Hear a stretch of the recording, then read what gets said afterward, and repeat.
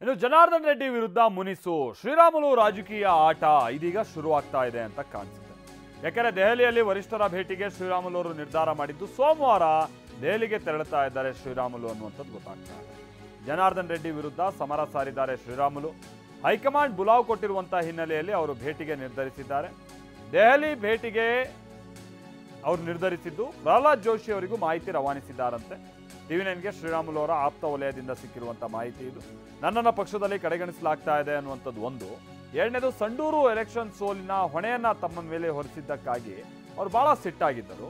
ಜನಾರ್ದನ್ ರೆಡ್ಡಿ ವಿರುದ್ಧವಾಗಿ ತಮ್ಮ ಸಿಟ್ಟನ್ನು ವ್ಯಕ್ತಪಡಿಸಿದ್ದರು.